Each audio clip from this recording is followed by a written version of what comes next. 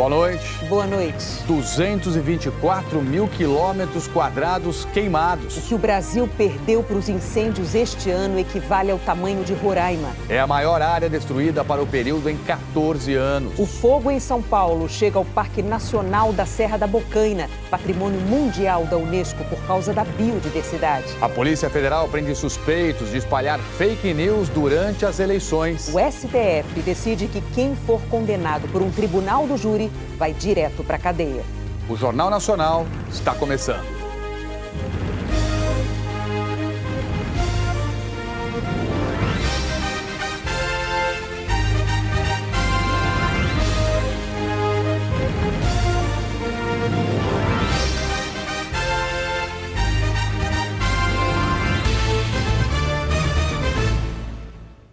O Brasil registrou até o fim de agosto 224 mil quilômetros quadrados de incêndios, o equivalente ao tamanho de Roraima.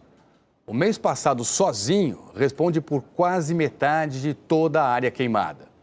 E os sintomas de toda essa tragédia ambiental são percebidos na saúde. Preste atenção na respiração do Kleber.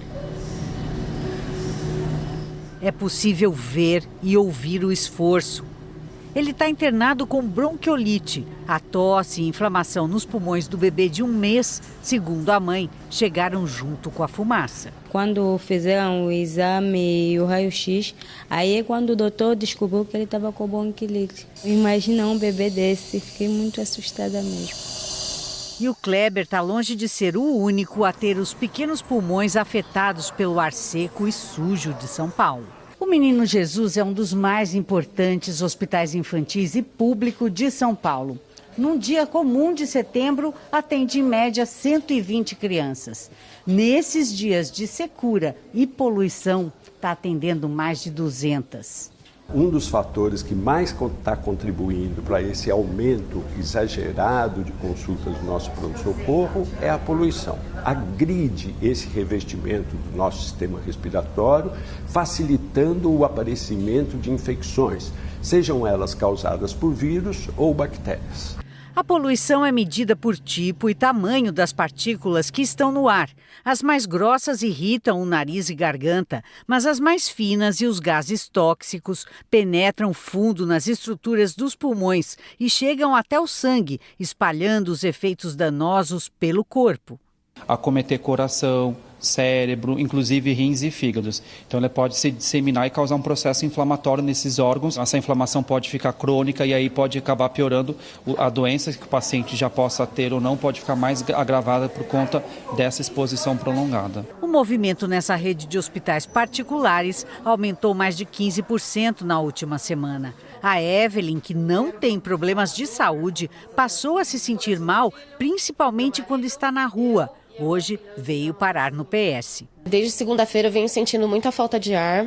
E essa falta de ar está ocasionando também um pouquinho de tontura. A poluição do ar causa cerca de 7 milhões de mortes por ano no mundo, segundo a Organização Mundial da Saúde.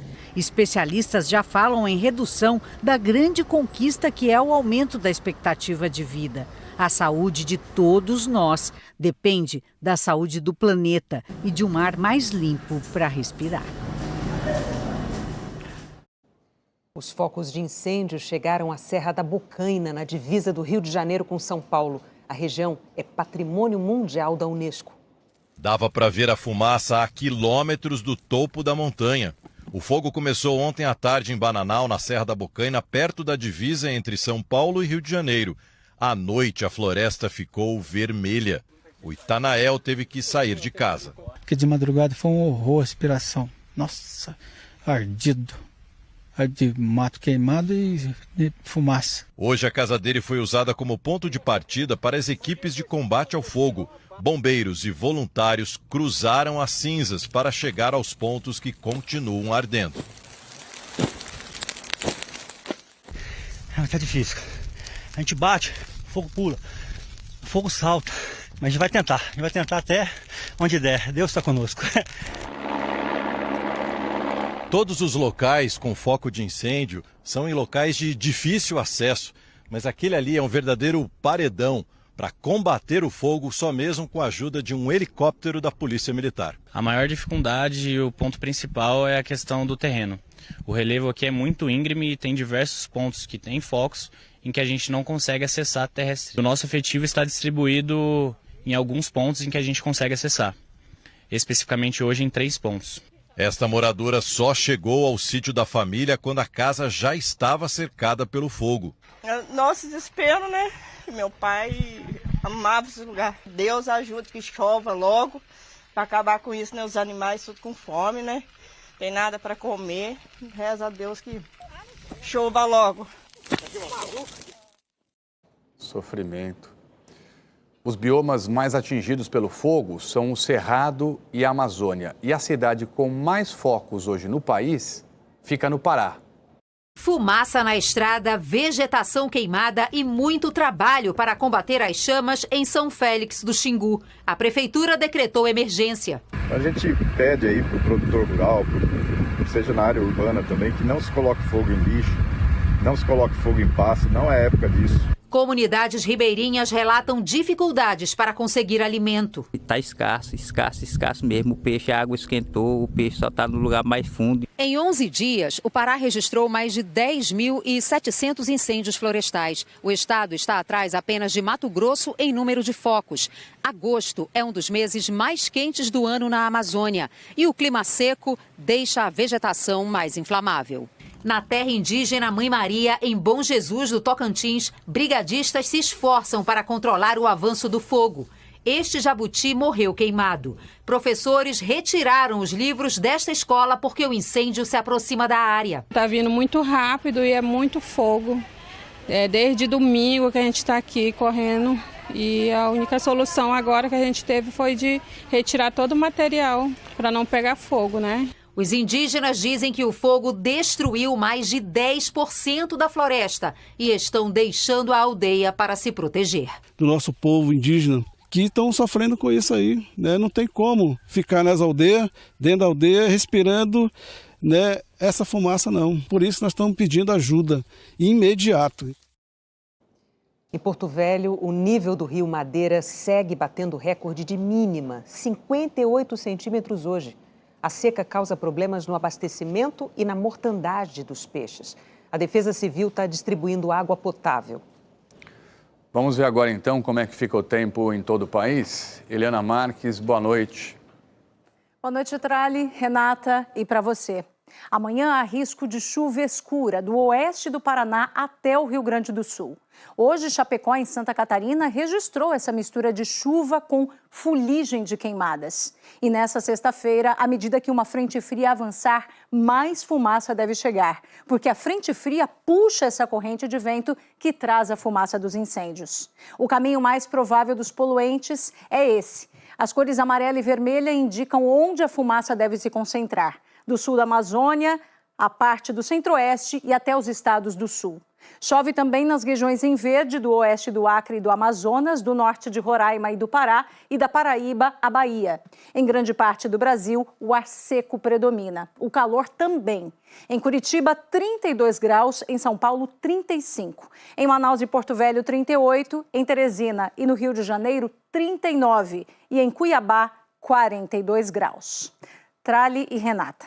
Obrigada, Eliana. A seguir, a Polícia Federal prende suspeitos de espalhar fake news durante as eleições. Donald Trump diz que não vai participar de um novo debate com Kamala Harris.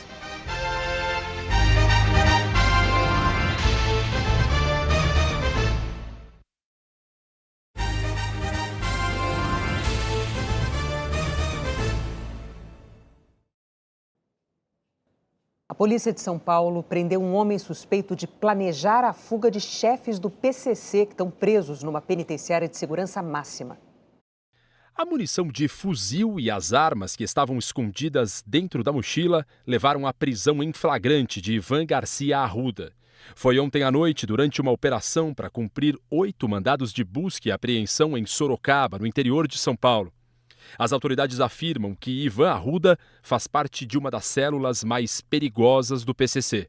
A Sintonia da Restrita é uma célula dentro da organização criminosa responsável por cometer atentados ultraviolentos e missões específicas como, por exemplo, atentado contra autoridades. São criminosos de extrema periculosidade e que recebem missões específicas direto dos líderes da organização. O Ministério Público de São Paulo e a inteligência da PM descobriram que Ivan Arruda estava recrutando criminosos para invadir a Penitenciária Federal de Segurança Máxima de Brasília e libertar Marco Williams Erbas Camacho, o Marcola, principal chefe da facção.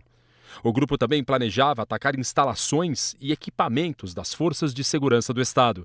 A ordem dos chefes da facção era para que os criminosos selecionados para essas tarefas tivessem experiência em ações violentas, pela necessidade de saber usar armamento de grosso calibre.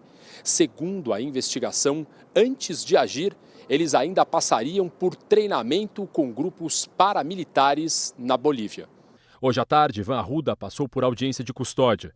A justiça converteu a prisão em flagrante em preventiva e ele vai ficar preso por tempo indeterminado. Agora, os investigadores vão analisar o celular dele para tentar identificar quem eram os outros integrantes do bando. No Rio, a polícia prendeu 4 suspeitos, Polícia Federal, de espalhar fake news durante as eleições. Nada de fake news pela internet. As investigações mostraram que atores amadores eram contratados para espalhar informações falsas sobre candidatos a prefeito e a vereador. Segundo a PF, até provas eles faziam para garantir que estavam prontos para divulgar o conteúdo criminoso, no boca a boca. Lugares movimentados eram os preferidos para contar essas mentiras. Pontos de ônibus, praças, supermercados. Os investigadores descobriram que os suspeitos influenciaram disputas eleitorais em pelo menos 13 cidades do estado do Rio durante quase uma década. Este ano, a propaganda política fake começou 7 meses antes da oficial. Uma difusão de informações falsas via internet, ela deixa marcas, ela é rastreável. Já uma difusão de informações falsas no campo, além dela gerar mais credibilidade, ela não deixa suas marcas. Os atores contratados tinham que entregar relatórios sobre o número de eleitores abordados e quantos tinham conseguido convencer. Cada um recebia R$2.000 por mês. E os coordenadores do esquema 5.000, entre os presos está Bernard Rodrigues Soares, presidente do União Brasil em São João de Meriti, na Baixada Fluminense. A Justiça Eleitoral determinou o bloqueio de bens no valor de R$1 milhão de cada investigado. Isso daí atenta contra a democracia, atenta contra o Estado democrático e atenta contra a legitimidade das eleições.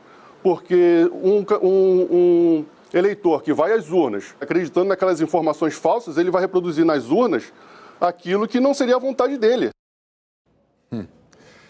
Nós procuramos Bernard Rodrigues Soares e União Brasil, mas não tivemos resposta. A Polícia Federal enviou ao Supremo Tribunal Federal a apuração preliminar sobre as acusações de assédio sexual contra o ex-ministro dos Direitos Humanos, Silvio Almeida. O caso está sob sigilo. Os investigadores já ouviram uma testemunha que disse ter sido vítima de importunação sexual. No relatório, a PF pede que o Supremo decida se o caso deve ficar com a Corte ou se deve ser enviado para a primeira instância. Como Silvio Almeida não é mais ministro, ele não tem mais direito a foro privilegiado. Silvio Almeida nega as acusações. O IPEC divulgou hoje uma nova pesquisa com a avaliação do governo do presidente Lula. A margem de erro é de 2 pontos percentuais para mais ou para menos. Em março do ano passado, 41% consideravam o governo Lula ótimo ou bom. Em abril, 39%, em junho, 37%, em setembro, 40%, dezembro, 38%. Em março deste ano, 33%, em julho, 37% e agora 35%. Em março e em abril do ano passado, 30% consideravam o governo regular. Nas 2 pesquisas seguintes, 32%, em dezembro, 30%, em março, 33%, em julho, 31% e nesta última rodada, 28%. Ruim ou péssimo, 24% em março de 2023, depois 26%, 28%, 25%, 30%, 32%, 31% e agora 34%. Não souberam ou não responderam 5%, 6%, 3% nas 2 pesquisas seguintes, 2% em dezembro, 3% em março e nas 2 últimas pesquisas, 2%. Os entrevistados também avaliaram a maneira como o presidente Lula governa o país. Em março do ano passado, 57% aprovavam a maneira como o presidente Lula está governando o Brasil. Em abril, 54%. Na sequência, 53%, 56%, 51%. Em março deste ano, 49%. Em julho, 50%. E agora, 49%. 35% desaprovavam em março do ano passado. Depois, 37%, 40%, 39%, 43%, 45%, 44% e agora 45%. 8% não souberam ou não responderam. Em seguida, 9%, 7% e 6% nas últimas 5 pesquisas. O IPEC pesquisou também o nível de confiança no presidente. Em março do ano passado, 53% afirmaram que confiavam no presidente Lula. Em abril, 52%, em junho e setembro, 50%, em dezembro, 48%, em março deste ano, 45%, depois 46% e agora 45%. 43% disseram que não confiavam no presidente Lula em março do ano passado. Em abril, 44%, depois 46%, 47%, 50%, 51%, 51% e agora 52%. Não souberam ou não responderam. 4% nas 2 primeiras rodadas, depois 3%, 4%, 3%, 4% e 3% nas 2 últimas pesquisas. O IPEC entrevistou 2.000 pessoas com 16 anos ou mais em 130 cidades dos dias 5 a 9 de setembro. Nas eleições americanas, o candidato republicano Donald Trump afirmou que não vai participar de novos debates com Kamala Harris, a candidata democrata. Depois dessa declaração, Kamala disse que ela e Trump deveriam fazer um novo debate em respeito aos eleitores. Na terça-feira, os 2 candidatos à presidência dos Estados Unidos debateram pela primeira vez. Os Estados Unidos anunciaram sanções contra 16 aliados de Nicolás Maduro da Venezuela. Entre eles estão juízes do Supremo Tribunal e autoridades eleitorais. A lista também inclui militares que participaram da repressão contra a oposição. As restrições congelam bens nos Estados Unidos e proíbem os citados de entrarem no país. Essas medidas são uma reação à perseguição política e também à falta de transparência na eleição presidencial de julho. A seguir, o STF decide que quem for condenado por um tribunal do júri vai direto para a cadeia.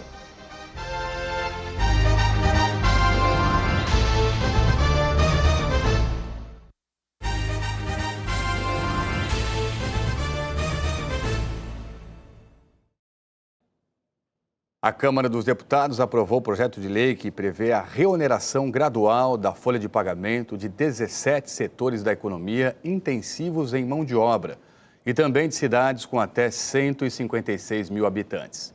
A partir do ano que vem, as alíquotas de cobrança vão aumentar ano a ano até 2027. Em 2028, acaba a desoneração. O projeto foi agora para a sanção do presidente Lula. O Supremo Tribunal Federal decidiu que quem for condenado por um tribunal do júri tem que cumprir a pena imediatamente, mesmo se houver recurso da defesa. O julgamento começou em 2020 no plenário virtual e seguiu para a análise presencial a pedido do ministro Gilmar Mendes. O caso em discussão ocorreu em Santa Catarina. Um homem condenado pelo júri popular a mais de 27 anos de prisão por feminicídio e posse irregular de arma de fogo. O juiz ordenou a prisão imediata dele. A pedido da defesa, o Superior Tribunal de Justiça derrubou a decisão e o Ministério Público recorreu ao STF. Previsto na Constituição, o júri popular ou tribunal do júri julga crimes dolosos contra a vida, como o homicídio e o feminicídio. As decisões são soberanas e não podem ser modificadas por outras instâncias da Justiça, só em caso de entendimento de que houve falhas no processo, quando é determinado um novo júri. O ministro relator, Luiz Roberto Barroso, votou pela execução imediata da pena, para evitar o que considera a violação do sentimento de justiça, quando o condenado sai livre, enquanto espera os recursos. Foi seguido pelos ministros André Mendonça, Nunes Marques, Alexandre de Moraes, Dias Toffoli e Carmen Lúcia. Os ministros Edson Fachin e Luiz Fux defenderam a execução imediata, mas só para penas superiores a 15 anos de prisão, como prevê o pacote anticrime aprovado pelo Congresso. O ministro Gilmar Mendes divergiu, afirmou que a Constituição e a Convenção Americana de Direitos Humanos vedam a execução imediata das condenações. Essa posição já tinha recebido os votos no plenário virtual dos ministros Rosa Weber e Ricardo Lewandowski, antes de eles se aposentarem.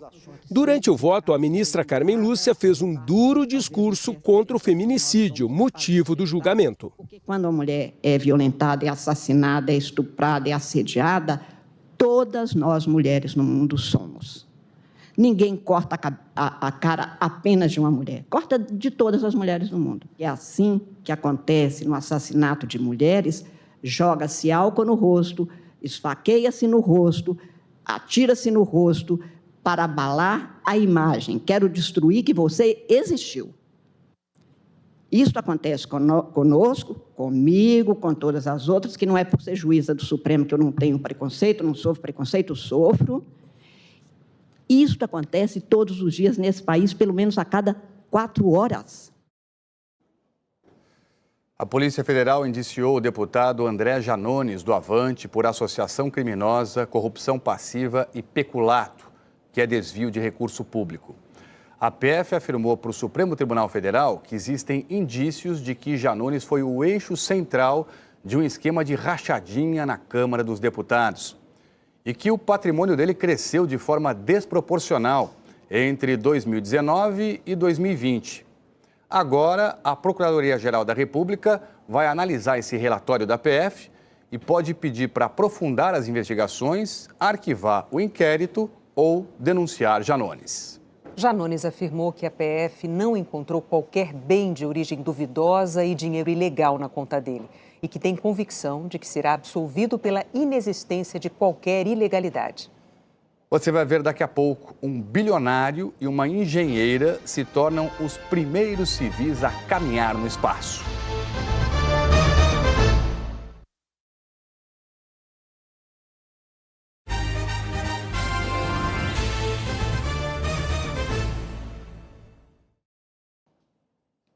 A Organização Mundial da Saúde fez a maior transferência de pacientes da faixa de Gaza desde o começo da guerra. 97 pessoas puderam sair do território palestino para receber tratamento nos Emirados Árabes. Metade dos pacientes é de crianças. Também hoje, o secretário-geral da ONU condenou 2 ataques israelenses que atingiram ontem uma escola em Gaza. 6 funcionários das Nações Unidas morreram. O exército de Israel informou que o alvo eram terroristas do Hamas. No Rio de Janeiro, o Museu Nacional apresentou hoje o manto original sagrado do povo Tupinambá, que tem mais de 300 anos. Entoando cânticos ao toque do maracá, mais de 200 indígenas foram dar as boas-vindas ao manto sagrado Tupinambá. O presidente Lula participou da cerimônia. A peça costurada com penas vermelhas dos guarás foi levada por colonizadores para a Europa. Estava há mais de 300 anos na Dinamarca. Ele representa para a gente a cura do povo Tupinambá. É o pajé velho, é o ancião velho, é a cura. Comitivas de anciões, caciques e pajés fizeram rituais nos últimos dias para receber o manto. Para as lideranças indígenas, ele preserva a memória e os valores do povo Tupinambá, que vivia em boa parte do litoral brasileiro antes da chegada dos colonizadores. Agora fará parte do acervo do novo Museu Nacional, destruído por um incêndio em 2018 e que deve ser reaberto no ano que vem. Os tupinambás lutam para ser os guardiões do manto. Somos os herdeiros verdadeiros do manto sagrado. Ele retorna para levantar não somente nós Tupinambá de Oliveira, chega trazendo força, fé e coragem para todos nós, povos indígenas e povo brasileiro. Pela primeira vez, 2 civis fizeram o que até hoje era reservado para pilotos e militares: caminhar pelo espaço. Os astronautas da missão Polaris Dawn colocam as mãos na escotilha. A câmera, acoplada ao visor do bilionário Jared Isaacman, registrou o momento. Agora a plateia vai à loucura, disse a companheira de missão e engenheira Sarah Gillis. À medida que a Terra surgia, os aplausos ecoavam no centro de controle da empresa SpaceX.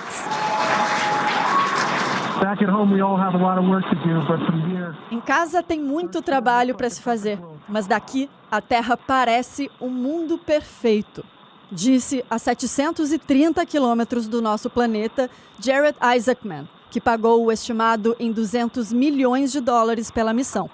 Essa foi a primeira vez que 2 civis, um empresário e uma engenheira americanos, fizeram uma caminhada espacial, uma das manobras mais arriscadas no espaço. Um marco que durou 1 hora e 46 minutos.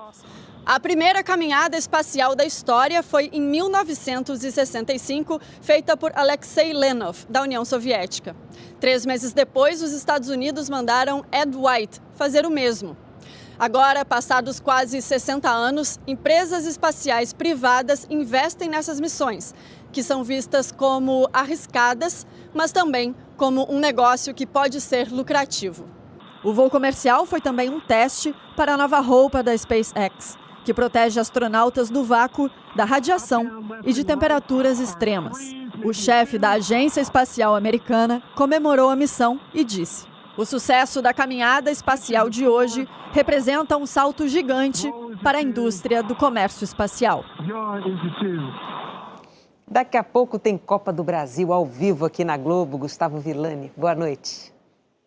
Boa noite, Renata. E que jogo para 2 grandes camisas, Maracanã lotado, mata-mata, vale vaga à semifinal da competição. Quem passar aqui vai pegar o Corinthians na semifinal da Copa do Brasil.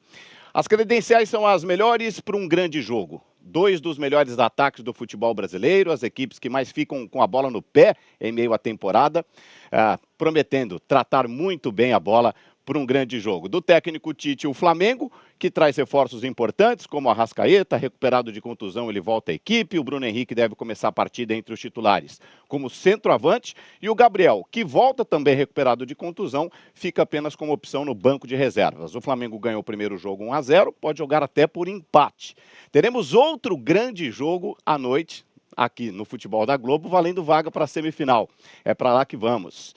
Em Minas, na capital mineira, Everaldo Marques. Quem passar aí pega o Vasco da Gama. Boa noite.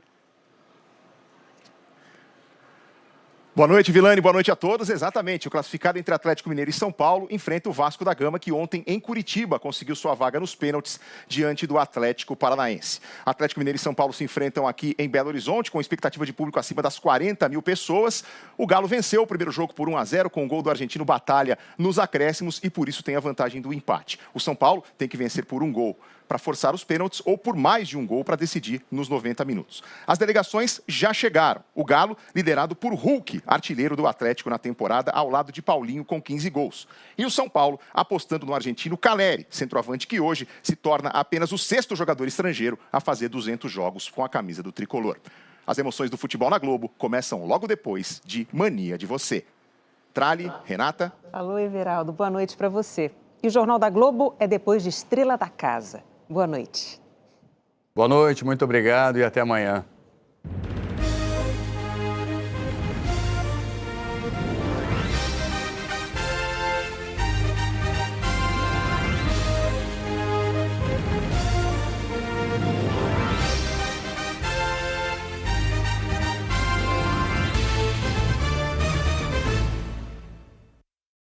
Bomba, bomba, bomba para quem é aposentado e pensionista do INSS. Eu tô com a notícia aqui, ó, da Agência Brasil, o site de notícias oficial do governo federal.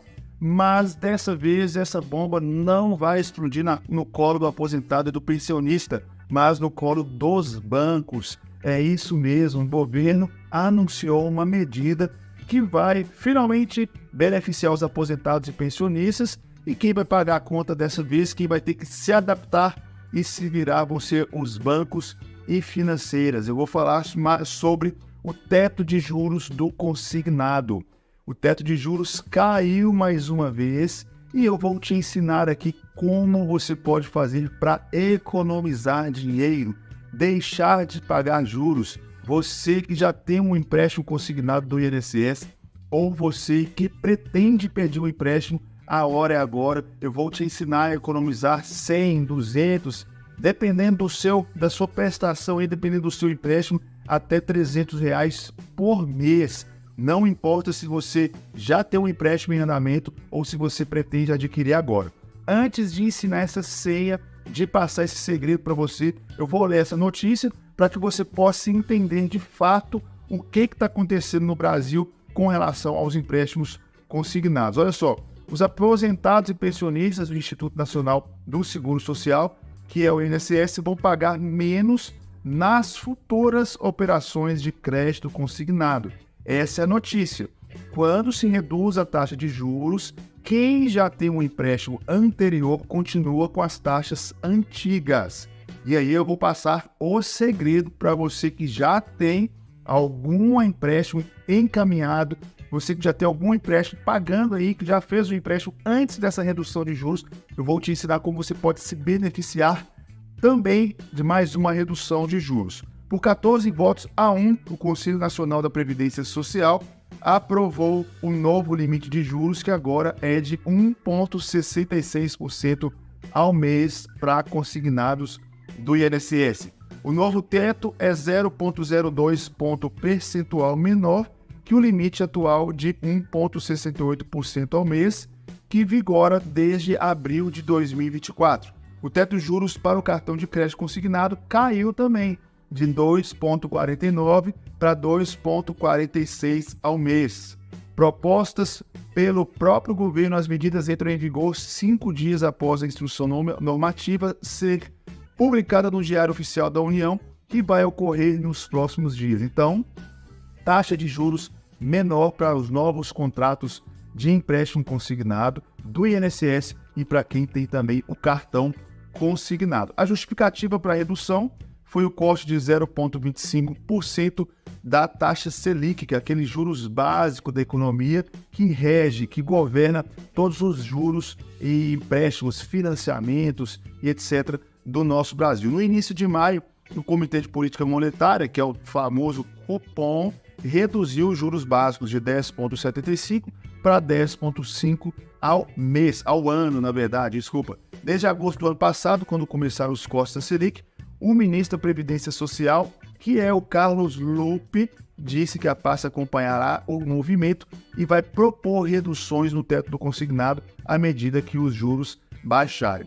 Os bancos não aceitam esses valores, não aceitam essas reduções, porque dizem que vão ficar aí com impraticáveis, não tendo lucros na hora de conceder um empréstimo. Não sei se vocês lembram, o ano passado eu noticiei aqui no nosso INSS Passo a Passo, que os bancos até deixaram de oferecer empréstimo consignado durante o mês. Por quê? Lá naquela época, o governo, com uma canetada, decidiu reduzir de forma arbitrária os empréstimos consignados e isso prejudicou muito o aposentado e pensionista. Por quê? Aquelas pessoas que precisavam urgentemente fazer um empréstimo por questões de saúde, questões pessoais, tiveram que partir para outras modalidades de empréstimo que são muito mais caras e desvantajosas para o cidadão, para o aposentado e pensionista.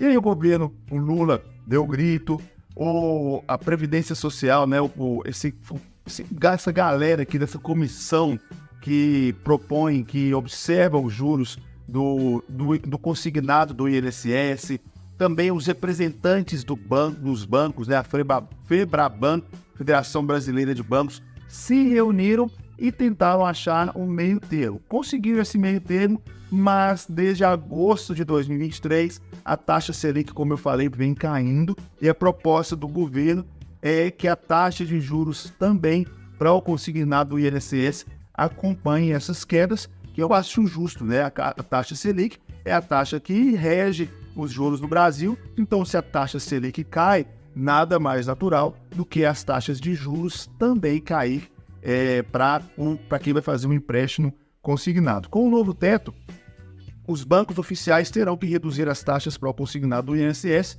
para continuarem emprestando nessa modalidade. Segundo os dados mais recentes do Banco Central, o Banco Nordeste cobra 1,74% ao mês e o Banco do Brasil 1,71% ao mês. O Banco da Amazônia cobra 1,69% ao mês. Como estão acima do teto atual, essas taxas na prática significam que as instituições vão suspender a oferta desse tipo de crédito até que eles se adequem à nova taxa de juros, que é de 1,66%.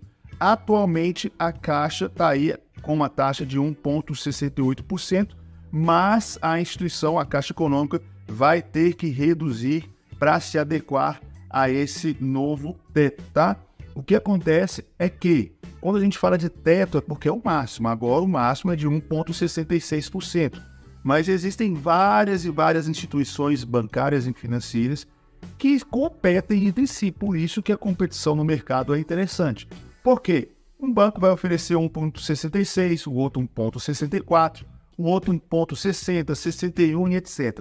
O que você tem que fazer é uma pesquisa para que você alcance aí e descubra quais são os bancos com as menores taxas. Geralmente no aplicativo Meu INSS ou no site meuinss.gov.br tem lá a lista de todos os bancos e instituições financeiras que concedem um empréstimo consignado e as suas taxas de juros praticadas. Na data de postagem desse vídeo a gente não vai ter essa tabela atualizada porque os bancos ainda estão adaptando, mas vou colocar de qualquer forma aqui na descrição desse vídeo essa tabela para que você possa acompanhar e acompanhar a atualização dela. Eu já falei sobre esse impasse, né, entre bancos e também o governo federal, mas o que acontece é, uma vez que a Selic caiu, nada mais natural, como eu disse, é que os bancos também reduzam a sua taxa. Agora, eu prometi no começo do vídeo passar a senha, a dica de ouro para você que já tem um empréstimo consignado, para que você possa reduzir as suas parcelas, R$50, R$100, até R$300, dependendo do valor que você tem emprestado aí. Você já ouviu falar em portabilidade? O que acontece? Se você hoje, por exemplo, tem um empréstimo antigo, você paga 1,90% ao mês no banco X. Você liga no banco Y, que já reduziu a sua taxa, que está com uma taxa mais em conta, e pede para fazer uma simulação da portabilidade desse empréstimo. Eles vão simular, vão reduzir os juros para você, vão reduzir o valor que vai dar aí no cálculo na sua parcela, e aí você tem duas opções. Ou de cara você migra para esse banco Y, para esse banco que cobriu a sua taxa atual, se adequando à nova taxa, e aí você tem essa opção, ou tem a segunda opção de retornar para o seu banco original e falar, olha, o banco Y cobriu a sua oferta, cobriu o valor da taxa que eu pago hoje, com isso a minha parcela caiu, por exemplo, R$100. O que você pode fazer por mim? Geralmente os bancos vão tentar reduzir para cobrir a oferta do concorrente e aí você vai decidir qual oferta vai ser a mais interessante para você, se é continuar no banco atual ou se é fazer a portabilidade para o banco novo e assim você reduzir o valor das parcelas aí na sua prestação, do seu empréstimo consignado, tá bom? Fica a dica aí para você, se ficou alguma dúvida, manda aqui nos comentários, não deixe de participar conosco, se inscrever no canal e ativar as notificações para você receber sempre em primeiríssima mão os nossos conteúdos. Essa notícia é em primeiríssima mão, nos próximos dias vai ser publicada aí no Diário Oficial da União e é por isso que é importante você continuar ligado aqui com a gente, tá bom? Obrigado pela sua companhia,